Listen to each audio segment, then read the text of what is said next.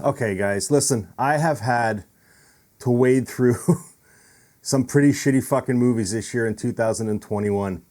But I am here to tell you that this movie is not one of them. In fact, don't even watch my review. Just click this off and immediately go watch this movie called Come True.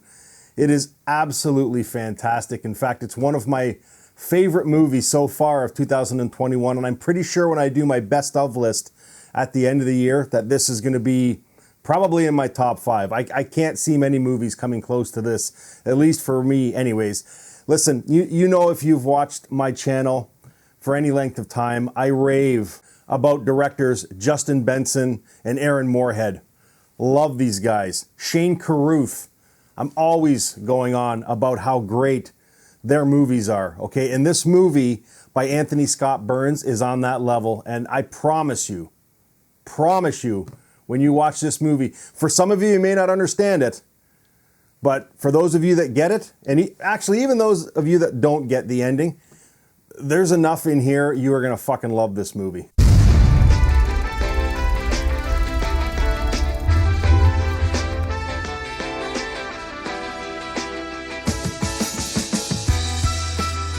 Hey guys, welcome to Happywax TV. Okay, so I pretty much just told you to go watch this movie and told you what I thought of it. I mean, this movie is it's brilliant. It absolutely is. Well, you know what, here, let me quickly read the synopsis. A teenage runaway takes part in a sleep study that becomes a nightmarish descent into the depths of her mind and a frightening examination of the powers of dreams. Okay, well, listen, there's not a lot that scares me, okay? Horror movies, for the most part, don't normally, you know, I've watched them. I'm 50 years old. I've been watching horror movies since I was 10. That's 40 years of submitting myself to being scared. So I am, you know, kind of past the point of most movies affecting me. Now, this movie isn't one of those movies that's going to scare you so much as just sit with you after it's done. It's just got that creep factor because we've all had dreams. And I'm pretty sure we've all had those night terrors where, you know, you see a figure at the end of your bed or in your closet or, heaven forbid, on your fucking ceiling or wherever the hell the goddamn thing might hang out. But you try screaming and you try moving and you just can't. All you can do is sit there and stare while this thing, whatever the fuck it is, sits there and watches you. And heaven forbid it starts to move closer to you. Well, that's kind of what this movie revolves around. Kinda, okay, and I am gonna get into a few spoilers here because I did have quite a few message me and ask me to talk about this movie and give my opinion as to what I thought was going on here. So I will. But anyways, so like I said, Sarah is a runaway. They don't really give an explanation as to why she ran away from home, but she continually can't sleep because she has these nightmares. And I'm telling you, the way they've done these nightmare sequences is fucking fantastic. It is. I don't want to say too much about that. Like, this is a movie, like, seriously, don't listen to my review, okay? Honestly, you need to go watch this movie before I get into this stuff. You've been warned, okay? I'm telling you, because the nightmare sequences in this movie, like the way that it's like it jumps off the screen at you, okay? So she can't sleep and she signs up to this university study that they're doing on sleep. They're very vague in their description to her as to what they're going to be studying, but we as the audience find out that they're studying people's nightmares. So I think there's 6 or 8 of them that go in, and I mean, it seems like a dream gig, really, because you just get paid to sleep and then they monitor you. And they have this new technology where they can, through data, they can imprint visions of, you know, your dreams, like they can see what you're dreaming. So as we find out later on in the movie, this university study is actually researching these beings that, you know, we see in our night terrors and stuff, these blacked out kind of, you know, dark grayish figures with these glowing white eyes. Now, I've had these dreams before. Okay, there's a lot of things on the internet about these these figures. They call them shadow people, I think they're called. So I was like, man, when the figures are on screen, it's unnerving. Okay, I don't get goosebumps very often, and I had, a few scenes in this movie where I had goosebumps. And for the first half of this movie, where she's going through these trials and stuff, it's awesome. It really is. And then she slowly builds a relationship with one of the researchers there, Jeremy, who's played by Landon Laborin. I think that's how you say his name. Also, too, Sarah is played by Sarah Stone, who is fucking brilliant in this movie. But they kind of form a relationship, and then she kind of forces him to tell her what they're actually studying, and then, she hits panic mode and gets out of there. But the questions that were asked to me were, from my subscribers, were what did I think of the second half of this movie? Because there's a scene in this movie right around the halfway point, maybe a little bit beyond, where these creatures are in these... there's two guys left. There's three people left, actually. Sarah and then these two guys when they're in this experiment. And the other three people, we never really find out why they left or what's going on. But Sarah decides, she wakes up, okay, and then she takes off because she doesn't want any part of this experiment anymore. But the two guys that are left go into this night terror mode, okay? And at the very end of this scene, when these creatures are in the room, okay, and the doctor comes running in, and then they both sit up and their eyes are whited out, okay?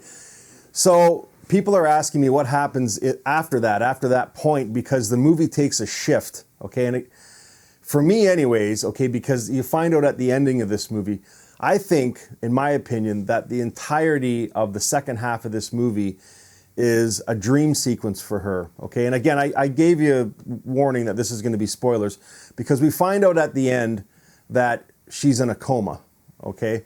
Now, I don't think she was in a coma for the entirety of the movie. I think that she was in a coma up until that point, to where she went into the hospital, right? And then from that on, I mean, you can do whatever you want when someone's in a coma or you're in a dream sequence, right? Because honestly, I mean, our dreams are fucked. The crazy shit we do in our dreams is just bananas. And that's kind of what he tried to bring across in the second half of this movie, because honestly, there's some crazy shit going on in this movie, especially the very end when she's looking in the mirror and she's got vampire teeth, right? So, I mean, basically, you can do anything you want in a dream sequence.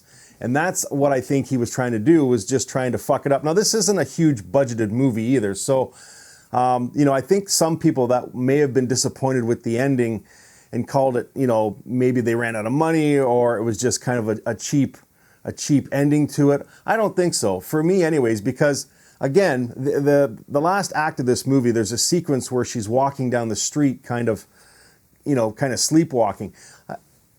Honestly, and again, I'm just speaking for myself, I've had dreams like that, okay, where it felt like all night while I was sleeping, I was just walking or I was just riding a bike. And that's what it felt like. Do you know what I mean? That the entire time I was watching that sequence, I was like, holy fuck, my dream hasn't been exactly like this, but I've had dreams like this where it just seems the whole fucking night you're doing the same thing.